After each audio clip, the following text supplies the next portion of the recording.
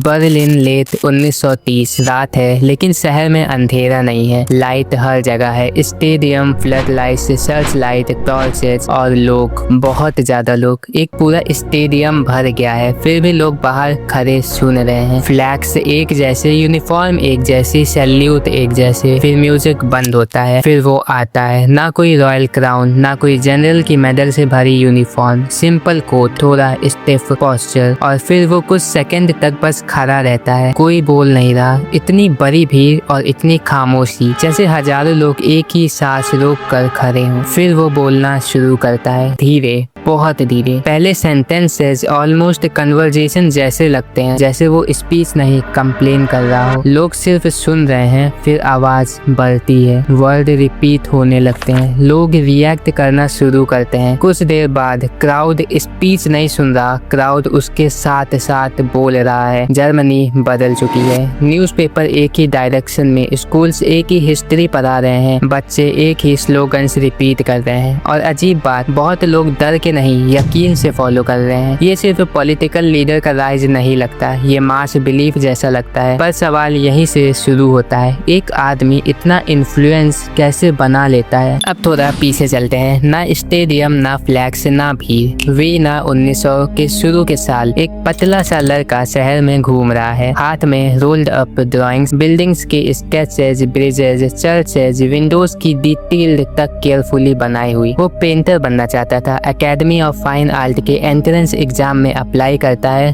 पर रिजेक्ट हो जाता है। उसको बोला जाता है, तुम्हारी आर्किटेक्चरल ड्राइंग्स ठीक है, पर तुम इंसान ड्रॉ नहीं कर पाते हो। वो दोबारा ट्राई करता है, फिर रिजेक्ट। अब वो ऑफिशियली कुछ भी नहीं है, ना स्टूडेंट ना आर्टिस्ट। कुछ टाइम बाद वो सस्ते होटल्स में रह रहा है, कभी कभी होमलेस शेल्टर्स में, दिन भर शहर देखना, रात को स्केचेस बनाने की कोशिश। कोई लॉन्ग टर्म प्लान नहीं, दोस्तों का सर्कल भी स्टेबल नहीं। लोग उसे थोड़ा ऑकवर्ड, थोड़ा इंटेंस डिस्क्राइब करते हैं। कभी बहुत बोलता है, कभी बिल्कुल शांत। आइडेंटिटी क्लियर नहीं, ऑस्ट्रियन है, जर्मन फील करता है, बिलोंगिंग का सेंस मिसिंग। 1914 में वॉर स्टार्ट होता है। वो आर्मी में ज्वाइन करता है, फ्रंट लाइन सोल्जर, मैसेंजर का काम, डेंजरस रोल। पर उसके लिए ये पहली बार रूटीन, स्ट्रक्चर और बिलोंगिंग मिलता है। यूनिफॉर्म में वो ज्यादा कंफर्टेबल लगता है। वॉर खत्म होता है, जर्मनी हार जाता है, और यहीं से कुछ चेंज होता है, जैसे किसी ने उसको एक एक्सप्लेनेशन दे दिया हो।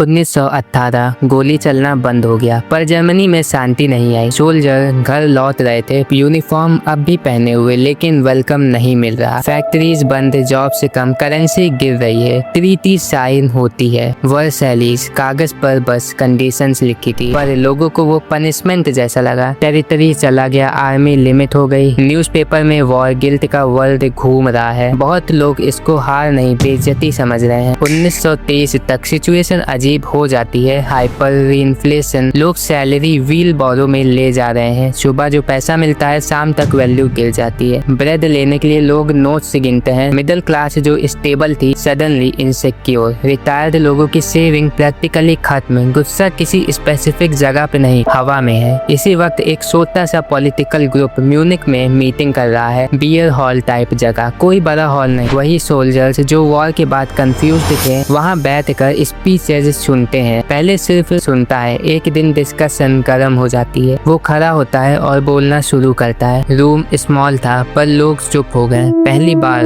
लोग उसको ध्यान से सुन रहे थे। उसने स्पीच लिख कर नहीं पढ़ी। शुरू में आवाज नॉर्मल थी, ऑलमोस्ट हेजिटेंट, जैसे वो भी चेक कर रहा हो लोग सुन भी रहे हैं या नहीं। फिर पॉजेज, लंबे पॉजेज। वो एक सेंटेंस बोलता, रुकता, भीड़ की रिएक्शन देखता, आंखें लोगों पर टिकती रहती। कोई खांसता रहता, कोई हिलाता कुर्सी। वो वेट करता जब तक सब फिर से चुप ना हो जाएं। धीरे धीरे टोन बदलने लगी। सिंपल शब्दों का यूज, कॉम्प्लेक्स पॉलिटिकल थ्योरी नहीं, प्रॉब्लम क्लियर डायरेक्ट लैंग्वेज में। हार, बेइज्जती, बेरोजगारी, अनसर्टेनिटी, और फिर ब्लेम। डायरेक्ट नहीं शुरू करता, पहले फ्रस्ट्रेशन बिल्ड करता, हमारे साथ गलत हुआ है टाइप फीलिंग क्रिएट करता। जब क्राउड ऑलरेडी इमोशनली चार्ज हो जाती, तब वो कल्प्रिट इंट्रोड्यूस करता, एक आइडेंटिफिएबल एनिमी। लोग सिर्फ सुन नहीं रहे थे, रिएक्ट कर रहे थे। सर हिलाना, भुनभुनाना, फिर तालियां। कुछ लोग खड़े हो जाते, उसको एक पैटर्न समझ आने लगा, जितनी ज्यादा रिपीटिशन उतनी स्ट्रॉन्ग रिएक्शन। वो की फेजेस बार बार बोलता, सेम रिदम सेम गेस्चर, हाथ का मूवमेंट भी controlled, sudden sharp. Meeting frequent होने लगती है, पोस्टर्स लगते हैं, सिंबल्स रिपीट होने लगते हैं। मैसेज कॉम्प्लिकेटेड नहीं रखा जाता, बस कंसिस्टेंट रखा जाता। और लोग स्पीचेस के बाद रुकते, हाथ मिलाते, कुछ लोग इमोशनल होकर थैंक यू बोलते। यहाँ उसको एक रियलाइजेशन मिलता है, अथॉरिटी पोजीशन से नहीं अटेंशन से आती है। और जब भीड़ तुम्हारी तरफ देख रही हो तो तुम सिर्फ स्पीकर नहीं रहते, इन्फ्लुएंस स्लोली ऑर्गेनाइज होने लगता है और फिर मीटिंग्स हॉल से बाहर निकलने लगती है।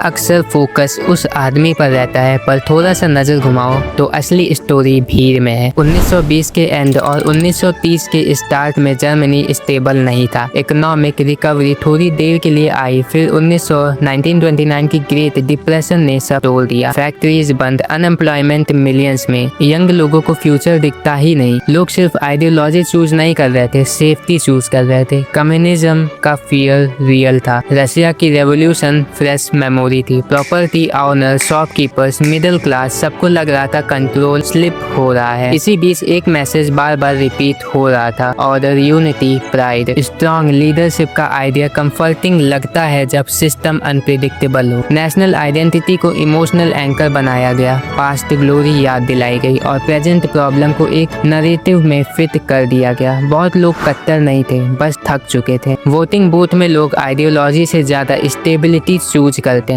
ग्रेजुअली पार्टीज फ्रेगमेंट होती गई, कोalition गवर्नमेंट गिरती गई और एक पॉइंट पर डेमोक्रेसी टेक्निकली एग्जिस्ट कर रही थी, पर लोग उस पर ट्रस्ट करना बंद कर चुके थे। कुछ हफ्तों बाद एक फायर होती है, parliament building, emergency declare, temporary power दिए जाते हैं ऑर्डर रिस्टोर करने के नाम पर टेम्पररी क्वाइटली एक्सटेंड होने लगता है। Opposition leaders arrest, meeting cancel, newspaper suddenly same language बोलने लगते हैं। कोर्ट एग्जिस्ट करते हैं लेकिन इंडिपेंडेंट नहीं रहते। लोगों की डेली लाइफ इमीडिएटली ड्रामेटिक नहीं बदलती। ट्रेन से चल रही हैं, शॉप्स खुली हैं, स्कूल्स ओपन हैं, इसीलिए प्रोसेस नोटिसेबल भी नहीं लगता। फिर इलेक्शंस होते हैं पर अल्टरनेटिव्स मिसिंग होते जाते हैं। इंस्टीट्यूशन गिरते वक्त आवाज नहीं करते, वो बस फंक्शन करना बंद कर देते हैं और एक दिन सिस्टम ऑफिशियली चेंज हो जाता है। लेकिन ट्रांजिशन का एग्जैक्ट मूवमेंट किसी को याद नहीं होता। बाद में लोग पूछते हैं कब हुआ, शायद एक ही दिन में नहीं हुआ, शायद धीरे धीरे हुआ, इतना धीरे कि किसी ने रुकने की एग्जैक्ट जगह पहचानी ही नहीं। पावर कब सीज हुई, ये कब हैंड ओवर हुई, ये लाइन सरप्राइजिंगली पतली होती है। पावर हमेशा जोर से नहीं आती, कभी कभी वो बस लोगों की जरूरत बन जाती है और जब लोग सवाल पूछना बंद कर देते हैं तब हिस्ट्री शुरू होती है।